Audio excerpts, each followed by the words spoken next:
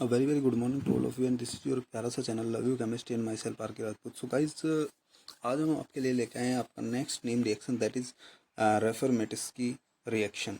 And last हम 3 reactions कर चुके हैं 3 लेक्चर्स में। सबसे पहले हमने एल्डोल कंडेंसेशन किया था। एल्डोल कंडेंसेशन हमने काफ़ी अच्छे से काफ़ी विस्तार पूर्वक हमने वहाँ पे एल्डोल कंडेंसेशन को पढ़ा था। उससे बाद में हमने पर्किन रिएक्शन पढ़ा था और पर्किन रिएक्शन के बाद में हमने लास्ट क्लास में पढ़ा था डिकमान कंडेंसेशन। आज हम स्टार्ट करने वाले हैं Reformatsky reaction. So first of all हम जानते हैं कि क्या होता है रेफरमेटिस्की रिएक्शंस में सबस्ट्रेट क्या होता है एंड इंटरमीडिएट क्या फॉर्म होता है। फिर हम धीरे धीरे उसकी मैकेनिज्म वगैरह को देखेंगे। Okay, so first of all अगर मैं बात करूँ तो जो इसमें सबस्ट्रेट होता है, यहाँ पे जो रिएक्टेंट होता है वो होता है कार्बोनिल कंपाउंड। कार्बोनिल कंपाउंड में वो एल्डिहाइड हो सकता है और वो कीटोन हो सकता है। मोस्ट ऑफ द केसेस में हम देखते हैं कि वहाँ पे एल्डिहाइड होता है, तो वो एल्डिहाइड भी हो सकता है और कीटोन भी हो सकता है। और उसके साथ में एक होता है alpha halo ester. Alpha halo ester in the sense वहाँ पे एक एस्टर होगा और एस्टर के अल्फा कार्बन पे एक हेलो ग्रुप लगा होगा, ठीक है ना। और यहाँ पे जो इंटरमीडिएट फॉर्म होते हैं, intermediate is nothing but zinc enolate. यहाँ पे जिंक इनोलेट का फॉर्मेशन होता है। चलो देखते हैं हम रिएक्शंस को किस टाइप से यहाँ पे रिएक्शन होती है। So this is the Reformatisky reaction. In this reaction, as you can see, first of all, we have this is carbonyl compound, aldehyde or ketone, and this is your alpha keto. Oh, sorry, alpha haloester. Here, this is ester, and this is your alpha carbon. And alpha carbon पे जो यहाँ पे क्या लगा है, halo group लगा है, Br लगा है, तो this is alpha halo ester. You can say this is alpha bromo ester. Okay, and this reaction always occur in the presence of zinc. ये जो रिएक्शन होती है जिंक की प्रेजेंस में होती है। किसकी प्रेजेंस में होती है? जिंक की प्रेजेंस में होती है। और यहाँ पे जो दिया है वर्कअप के लिए दिया है, ठीक है ना। ऐसा कुछ रिएक्शंस देखने में लगता है। यहाँ पे एल्डिहाइड कीटोन होगा, कार्बोनिल कंपाउंड, और उसके साथ में आपका अल्फा हेलो एस्टर होगा और फिर यहाँ पे जिंक की प्रेजेंस में रिएक्शन होगी। अगर इतना रिएक्शन आपको कहीं पे दिया है तो आप एकदम पहचान जाओगे कि वो क्या है, वो आपकी रेफरमेटिस की रिएक्शन है। और इसमें जो आपका इंटरमीडिएट बनेगा वो क्या बनेगा? वो बनेगा आपका जिंक इनोलेट। ओके, आगे चलते हैं। अब क्या होता है जब ये रिएक्शन हम कराते हैं जिंक के साथ, तो यहाँ पे सबसे पहले बनता है बीटा हाइड्रोक्सी एस्टर। क्या बनता है? Beta hydroxy ester. फिर उस बीटा हाइड्रोक्सी एस्टर का होता है वहाँ पे डिहाइड्रेशन। उसमें हम डिहाइड्रेशन कराते हैं, वाटर निकालते हैं, और वाटर निकालने के बाद में यानी कंडेंसेशन कराने के बाद में वहाँ पे बनता है alpha beta unsaturated ester. And that after that हम यहाँ पे कराते हैं हाइड्रोलाइसिस, और हाइड्रोलाइसिस कराने के बाद में यहाँ पे बन जाता है alpha beta unsaturated acid. And this is the product of Reformatsky reaction. So this was all about the Reformatsky reaction. अब हम आते हैं इसका एग्जाम्पल लेते हैं और फिर हम इसका मैकेनिज्म देखेंगे कि एग्जाम्पल लेके देख लेते हैं। Okay, as you can see in this example, this is your aldehyde or this is aromatic aldehyde, this is your benzaldehyde. Okay, and this is your alpha bromo ester. So this is your alpha halo ester and in presence of zinc, and this is for workup. Okay, so ये है आपका रेफरमेटिस की reaction. Okay, सबसे पहले आपको देखना है कि रेफरमेटिस की रिएक्शन है या नहीं है, ठीक है ना। चलो उसके बाद में हम आगे चलते हैं। देखो होगा क्या, जैसे ही रिएक्शन होगी, रिएक्शन होने के बाद में जो आपका यहाँ पे बनेगा वो बनेगा beta hydroxy ester. So as you can see this is ester, और एस्टर से this is alpha carbon, this is beta carbon. तो बीटा कार्बन पे हाइड्रोक्सी ग्रुप लगाए तो ये हो जाएगा beta hydroxy ester. And beta hydroxy ester में से फिर वाटर रिलीज होगा, वाटर रिमूव होगा, और यहाँ पे आपका क्या होगा, ये OH और H यहाँ से निकलेंगे और यहाँ पे डबल बॉन्ड का फॉर्मेशन हो जाएगा, ठीक है ना। ये डबल बॉन्ड का फॉर्मेशन यहाँ पे हो जाएगा। तो ये आपका क्या बन जाएगा, ध्यान से देखो, ये एस्टर है और एस्टर के अल्फा बीटा, अल्फा और बीटा के बीच अनसैचुरेशन है, तो this is your alpha beta unsaturated ester. तो this is alpha beta unsaturated ester. Okay, अब अल्फा बीटा अनसैचुरेटेड एस्टर का हम क्या कराते हैं, हाइड्रोलाइसिस कराते हैं। हाइड्रोलाइसिस कैसे होगा, इसे मैं कुछ ऐसे लिख सकता हूँ, जस्ट वेट अ सेकेंड। इसे मैं लिख सकता हूँ C6H5CH double bond CH double bond OC2H5। And अब आपको पता है यहाँ पे हाइड्रोलाइसिस कैसे होता है एस्टर का। यहाँ पे वाटर से हाइड्रोलाइसिस हम जब कराएंगे तो यहाँ पे आएगा OH और यहाँ पे आएगा H। ये इतना क्या बन जाएगा, C6H5CH double bond CH single bond COOH, एक एसिड बन जाएगा और इधर C2H5OH अल्कोहल का फॉर्मेशन हो जाएगा। तो ये बन जाएगा आपका एक एसिड। और इस एसिड में अगर आप देखो एसिड ग्रुप और एसिड का अल्फा बीटा के बीच में अनसेचुरेशन है, तो this is your alpha beta unsaturated acid. So this is all, this is your Reformatsky reaction. अब हम इसका मैकेनिज्म देखते हैं। मैकेनिज्म बहुत ही सिंपल सा, बहुत ही अच्छा और बहुत ही ज़्यादा इम्पोर्टेंट आपके लिए रिएक्शन है। ओके, तो आओ देखते हैं अब इसका मैकेनिज्म। तो मैकेनिज्म अगर हम देखें तो बहुत ही सिंपल सा और बहुत इंपॉर्टेंट मैकेनिज्म। ध्यान से देखो, ये है मेरे पास अल्फा हेलो एस्टर, और अल्फा हेलो एस्टर में सबसे पहले जो जिंक मेटल है, यहाँ पे जिंक मेटल का काम यहाँ पे क्या होगा, ये अपने इलेक्ट्रॉन को डोनेट करेगा, और ये अपने इलेक्ट्रॉन को डोनेट करेगा इस ऑक्सीजन को। ध्यान से देखना, जैसे ही इसे डोनेट करेगा, यहाँ पे ये वाला बॉन्ड यहाँ ब्रेक होगा, और ये जैसे यहाँ ब्रेक होगा, ये लिविंग ग्रुप बाहर निकल जाएगा, Br as a leaving group बाहर निकल जाएगा, और यहाँ पे बन जाएगा CH2 double bond C single bond O के ऊपर आ गया minus single bond O C2H5, यानी कि ये आपका बन जाएगा। ठीक है ना, यहाँ पे आएगा O माइनस और Zn दिस प्लस, यानी कि ये बन गया आपका जिंक इनोलेट। क्या बन गया, यहाँ पे जिंक इनोलेट का फॉर्मेशन हो गया। तो this is your intermediate of Reformatsky reaction, zinc enolate. And zinc enolate will react as carbon nucleophile, क्योंकि इनोलेट क्या करते हैं, कार्बन न्यूक्लियोफाइल की तरह बिहेव करते हैं। ओके, अब क्या होगा इससे बाद में, ये आपने यहाँ पे स्टार्टिंग में एल्डिहाइड लिया था RCOH, ठीक है ना, यहाँ पे आर कुछ भी हो सकता है, ये आपका एल्डिहाइड ग्रुप है। और यहाँ पे आप ध्यान से देखो, मैंने इस जिंक इनोलेट को कुछ ऐसे लिख लिया, C single bond O Zn Br, और होगा क्या, अब यहाँ से ये वाला बॉन्ड ब्रेक होगा यहाँ पे, ठीक है ना, या आप ऐसा कहो यहाँ पे क्या है, माइनस है, ये माइनस यहाँ पे आएगा, और जैसे यहाँ पे आएगा, ये यहाँ पे एज अ कार्बन न्यूक्लियोफाइल यहाँ पे अटैक कर देगा। ध्यान से देखो, आपको समझ में नहीं आ रहा होगा, मैं बताता हूँ वहीं पर ध्यान से। कुछ ऐसे लिख के दिखाता हूँ, आपको समझ में आ जाएगा। जिस फॉर्म में हम लिखते हुए आए हैं, इस फॉर्म में मैं आपको लिख के दिखाता हूँ, RCOH, इसे तो ऐसे लिख दूंगा जो ये एल्डिहाइड है, प्लस इसे मैं कुछ ऐसे लिख देता हूँ, CH2 double bond CO minus Zn Br plus, ये जिंक इनोलेट हो गया, और यहाँ से आ जाएगा OC2H5। अब आपको पता है ये माइनस यहाँ पे आएगा, जैसे ये माइनस यहाँ पे आएगा, ये बॉन्ड यहाँ पे आएगा, और यहाँ पे एक माइनस क्रिएट हो जाएगा, ठीक है ना, CH2 में माइनस क्रिएट हो जाएगा, यानी कि ये कार्बन न्यूक्लियोफाइल होगा। अब ये यहाँ पे रिएक्ट करेगा, और ये ऐसे जाएगा, यहाँ पे O माइनस हो जाएगा, ठीक है ना, समझ में आ रहा है। तो ये रिएक्शन कुछ ऐसे हुआ, और यहाँ पे आ गया ये O माइनस और ZnBr प्लस, यानी कि ये आपका बना। बोलो यहाँ तक समझ में आ रहा है। अब इससे बाद में क्या होगा, इससे बाद में ये जो O माइनस है, यहाँ पे हम करा देंगे वर्कअप, H2O NH4Cl, मैंने कहा था वर्कअप के लिए यूज होगा, यहाँ पे अटैक करेगा, और सॉरी, जो ये O माइनस है, यहाँ से H को ले लेगा, और यहाँ पे OH बना लेगा, ठीक है ना, तो ये बन गया। अब अगर आप इसे देख रहे हो, तो यहाँ पे ये क्या है, ये है बीटा हाइड्रोक्सी एस्टर, तो ये बीटा हाइड्रोक्सी एस्टर बना। अब बीटा हाइड्रोक्सी एस्टर से बाद में होगा क्या, यहाँ पे होगा कंडेंसेशन रिएक्शन, सॉरी, यहाँ पे होगा आपका डिहाइड्रेशन, यहाँ पे डिहाइड्रेशन होगा, ये वाटर मॉलिक्यूल बाहर निकलेगा, और यहाँ पे आपका बनेगा डबल बॉन्ड, ठीक है ना, तो ये बन गया। और this is nothing but your alpha beta unsaturated ester, this is your alpha beta unsaturated ester. अब होगा यहाँ पे हाइड्रोलाइसिस, हाइड्रोलाइसिस में क्या होगा, OH इधर H इधर, और ये आपका बन जाएगा RCH double bond CH single bond C double bond OOH, यानी कि ये बन गया आपका एसिड। और एसिड कौन सा बना, अल्फा बीटा अनसेचुरेटेड एसिड, और प्लस ये अल्कोहल। तो ये बना आपका final product of Reformatsky reaction. Got it? Okay, चलो इससे आगे चलते हैं। अब हम कुछ क्वेश्चंस देखते हैं, जैसे कि this is the question number 1। अब इस क्वेश्चन नंबर 1 को हम देखते हैं। ध्यान से देखो क्या है। सबसे पहले तो मैं देखता हूँ क्या ये रेफरमेटिस की है, तो ध्यान से देखो, ये आपका क्या है, एल्डिहाइड है, CH3 CH2 CH2 COH 1 2 3 4, ये आपका ब्यूटेनल, ठीक है ना, ब्यूटेनल। और यहाँ पे आपका है अल्फा, क्या लगा है, Br लगा है, हेलो ग्रुप, तो this is alpha halo ester है, अल्फा ब्रोमो एस्टर है, और जिंक की प्रेजेंस में। तो मैंने कहा था एल्डिहाइड हो या कीटोन हो, और उसके साथ अल्फा हेलो एस्टर हो और जिंक की प्रेजेंस में, ये रिएक्शन हमेशा क्या कहलाती है, रेफरमेटस की रिएक्शन कहलाती है। Got it? तो दिस इज द रेफरमेटस की रिएक्शन। अब कैसे होगा रिएक्शन, ये रिएक्शन मैं आपको करके दिखाता हूँ, ध्यान से देखना। रिएक्शन बहुत ही सिंपल है।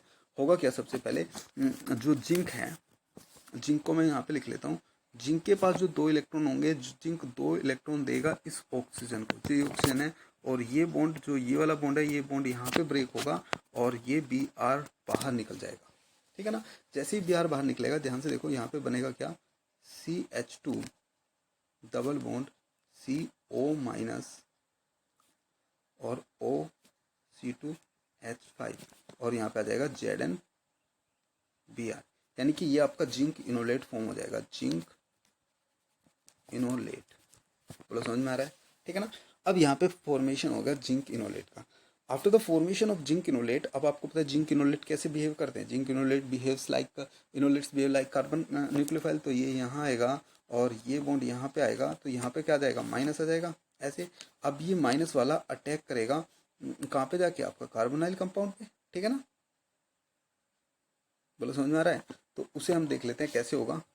तो मैं इस कार्बोनाइल कंपाउंड को लिख लेता हूँ, just wait, CH3 CH2 CH2 CO और H प्लस। यहाँ पे जो हमारा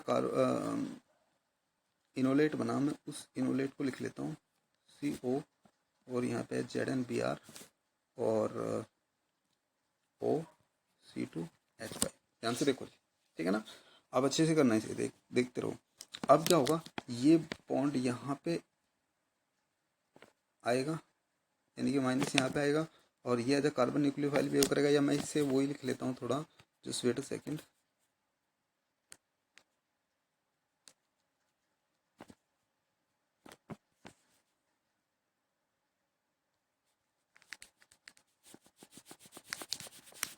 जस्ट वेट अ सेकेंड।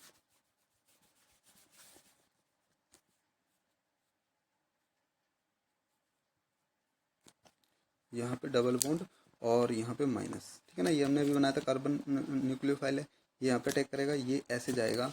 तो जैसे यहाँ पे जाएगा तो यहाँ से बनेगा CH3 CH2 CH2 और ये हो जाएगा CO, यहाँ से जुड़ जाएगा ZnBr, ठीक है ना। और ये हो जाएगा आपका single bond C double bond O और नीचे यहाँ पे आ जाएगा, sorry just wait a second,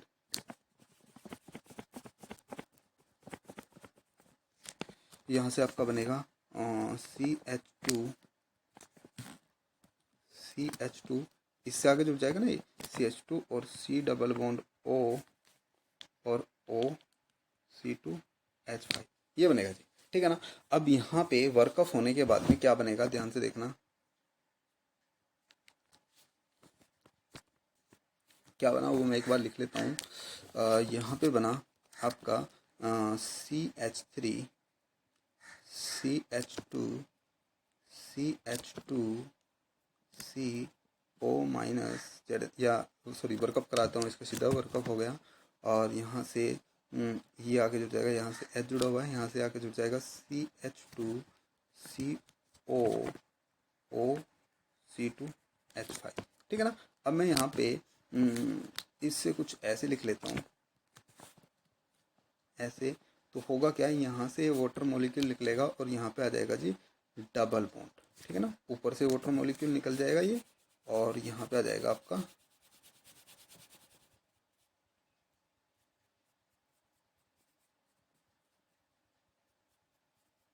ये आ जाएगा आपका डबल बॉन्ड, यानी कि ये कंपाउंड बनेगा। और ये कंपाउंड क्या आप देख रहे हो, कीटोन के सॉरी एस्टर के अल्फा और बीटा पे अनसैचुरेशन है, तो ये बनेगा अल्फा बीटा अनसैचुरेटेड एस्टर, ठीक है ना। अब क्या होगा, अब हो जाएगा इसका हाइड्रोलाइसिस, ये बॉन्ड यहाँ से टूटेगा। मैं दूसरा कलर ले लेता हूँ, ये बॉन्ड यहाँ से ब्रेक होगा, इधर OH आएगा, इधर H आएगा और आपको एसिड मिल जाएगा। क्या मिलेगा, acid CH3 CH2 CH double bond CH और फिर COOH, ये आपको फाइनली मिल जाएगा अल्फा बीटा अनसैचुरेटेड एसिड। बोलो समझ में आ रहा है, ठीक है ना। आप एक बार इसे अच्छे से अपने आप से करके देखना और अगर फिर भी कोई प्रॉब्लम आए तो फिर पूछ लेना। बोलो समझ में आ रहा है, ठीक है ना।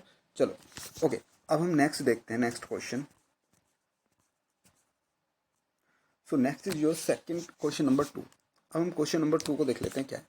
ध्यान से देखो, अगर हम इसमें डायरेक्ट प्रोडक्ट बनाने का सोचे चलो मैं अभी आपको मैकेनिज्म भी बता देता हूँ, फिर आप कर लोगे। देखो ध्यान से देखो, इसमें ये है आपके पास एल्डिहाइड, ठीक है, और ये है आपका अल्फा हेलो एस्टर, ठीक है ना। ये एस्टर ग्रुप लगा है और अल्फा कार्बन पे बी आर लगा। सबसे पहले क्या होगा, सबसे पहले तो वही जो जिंक है, जिंक इस कार्बन पे अटैक करेगा, बी आर बाहर निकलेगा, और जैसे ही बी आर बाहर निकलेगा यहाँ पे डबल बॉन्ड आ जाएगा, तो बन जाएगा C double bond C O, sorry just wait a second.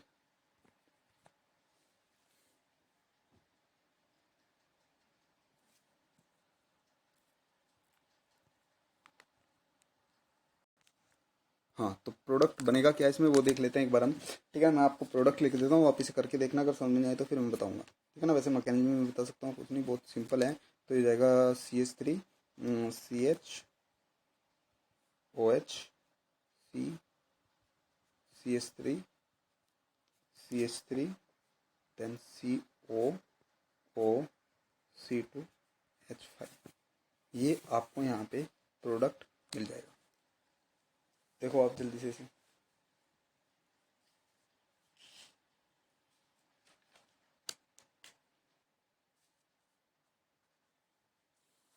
ठीक है ना।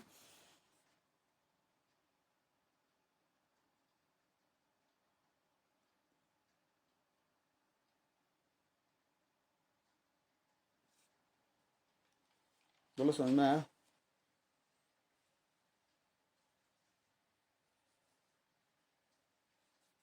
ठीक है ना, ओके। हाँ, आपका हो गया हाइड्रोलाइसिस। हाँ, यहाँ पे हम हाइड्रोलाइसिस करा देंगे और यहाँ पे H आ जाएगा, लेकिन हाइड्रोलाइसिस हम जब कराएंगे जब वहाँ पे हाइड्रोलाइसिस कंडीशन थी हो, ठीक है ना। बोलो समझ में आ रहा है? चलो आगे चलते हैं। Next is your question number third, and question number third is also very simple, just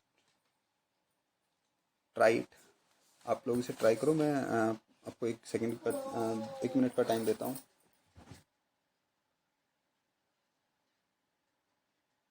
okay then, let me try. तो मैं यहाँ पे प्रोडक्ट लिख देता हूँ। प्रोडक्ट क्या होगा, this is C6H5 and then CHOH, और फिर यहाँ पे हो जाएगा CH, and this is CH3 COO C2H5, और अगर आप हाइड्रोलाइसिस करोगे तो यहाँ पे आ जाएगा H। बोलो समझ में आ रहा है? ओके, करके देखना आप इसे।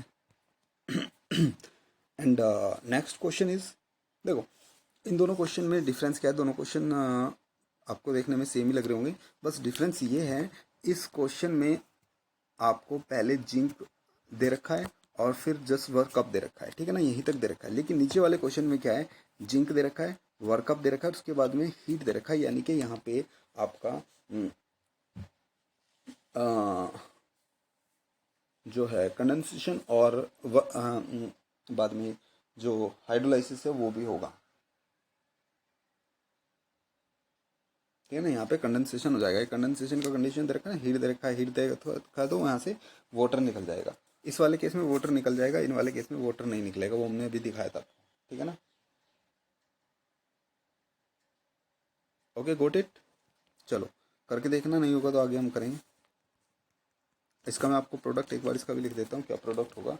तो इसका प्रोडक्ट हो जाएगा जी C6H5 CH double bond CH3 COO C2H5। ऊपर वाले में और इसमें बस यही फ़र्क होगा, यहाँ पे डबल बॉन्ड होगा, यानी कि यहाँ से डिहाइड्रेशन हो जाएगा, लेकिन इससे ऊपर वाले में डिहाइड्रेशन का केस नहीं दिया हुआ है, तो वहाँ पे डिहाइड्रेशन नहीं होगा, वाटर रिलीज नहीं होगा। ओके देन आगे चलते हैं।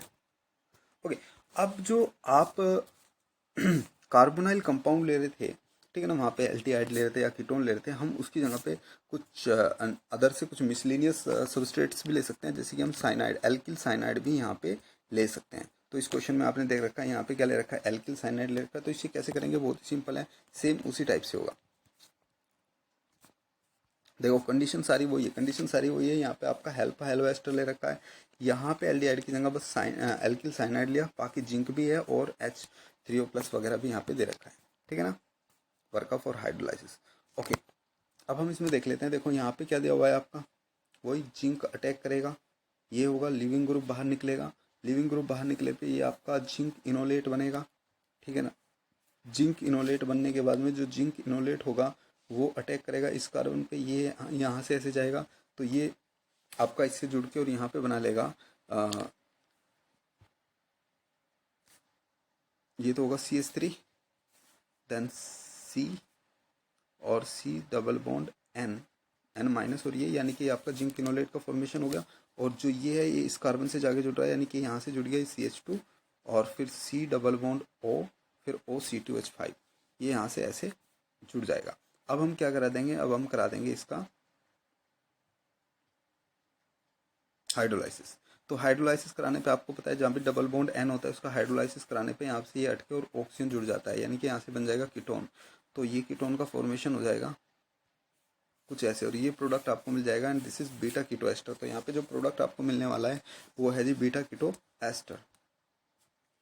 Okay, next question is question number 6 is this is again aldehyde, this is cyanide. इस बार जो साइनाइड ग्रुप दे रखा है वो किस में दे रखा है, अल्फा एलो एस्टर में। कुछ ज़्यादा प्रॉब्लम नहीं होगी, और जिंक की प्रेजेंस में वही देखो आपको एल्डिहाइड दे रखा है, ठीक है। और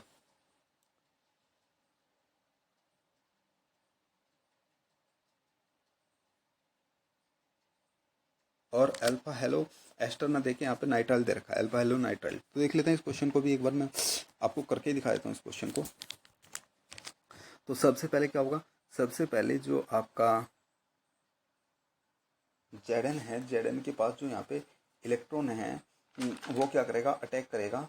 वही सेम टाइप से वहाँ पे O पे अटैक होता था, यहाँ पे नाइट्रोजन पे होगा ऐसे, और अटैक होते ये यहाँ पे ऐसे जाएगा और ये लिविंग ग्रुप बाहर निकल जाएगा, यानी कि ये बन जाएगा CH2 double bond, sorry just wait,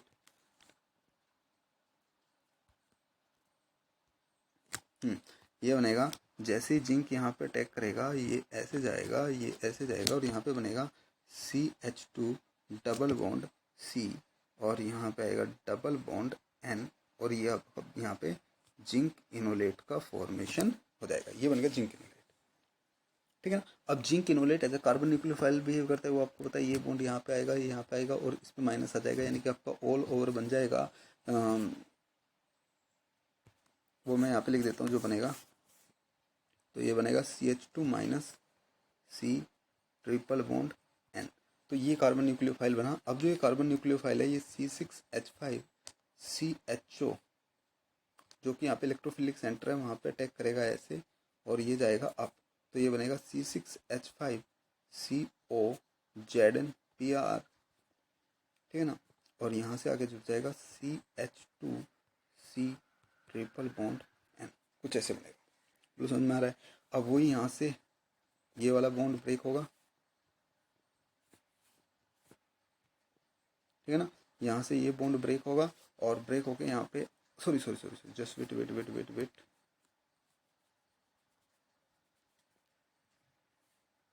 mistake.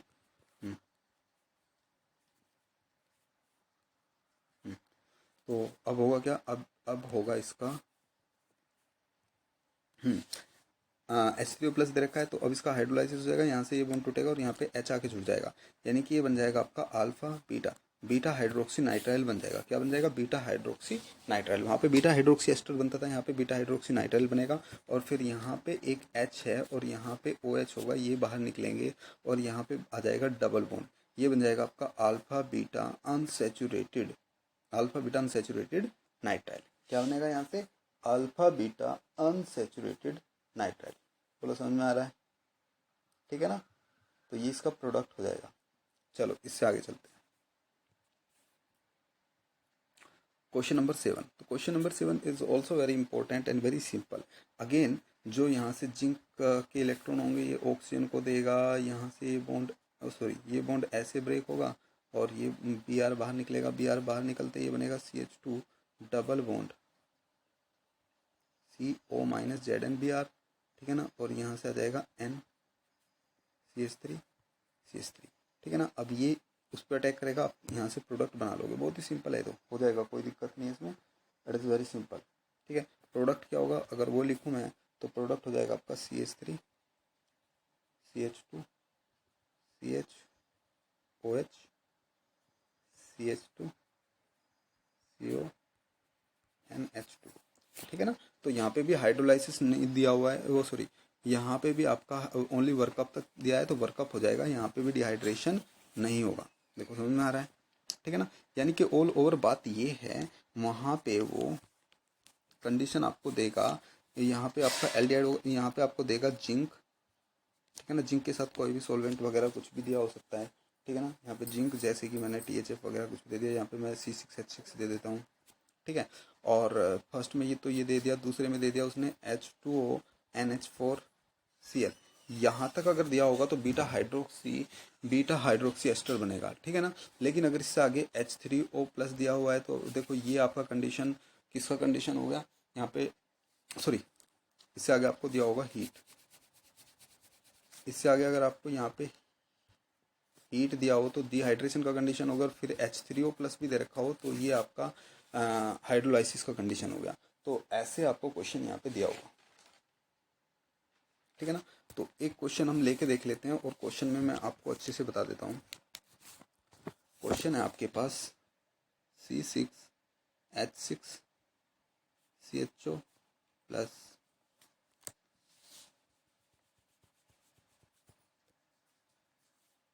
BrCH2COO C2H5, this is beta hydroxy, और यहाँ बीटा अल्फा हेलो एस्टर, और यहाँ पे आपको दिया है नंबर 1 में जिंक। चलो मैं कंडीशन दूसरे से लिख देता हूँ।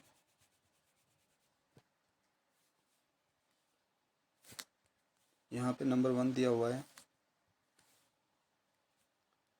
जिंक और C6H6, दूसरा आपको यहाँ पे दिया हुआ है क्या, H2O NH4Cl, यहाँ पे हीट और H3O+, ये सब दिया हुआ है। तो देखो ये तो आपका क्या काम करेगा, जिंक किनोलेट का फॉर्मेशन करेगा, ठीक है ना। ये वर्कअप करा के alpha hydroxy beta hydroxy ester बना लेगा, और फिर ये क्या करेगा, यहाँ पे जो हीट है, हीट करेगा यहाँ पे आपका डिहाइड्रेशन, और फिर H3O+ हाइड्रोलाइसिस के लिए यूज़ हो रखा है। तो आपको आई थिंक पूरा रिएक्शन समझ में आया होगा। तो ये था आपका पूरा रेफरमेटिस की रिएक्शन, एंड आप नेक्स्ट क्लास में हम करेंगे बेंजोइन कंडेंसेशन। तो इस टाइप से हम चलेंगे, और सारी रिएक्शंस जितनी भी यहाँ पे रिएक्शंस UPHESC के सिलेबस में दी हुई है, हम वो सभी रिएक्शंस करेंगे। Okay then, thank you, and please like, share and subscribe the channel. If you have any problem, then please comment in the comment section, and thanks, bye bye.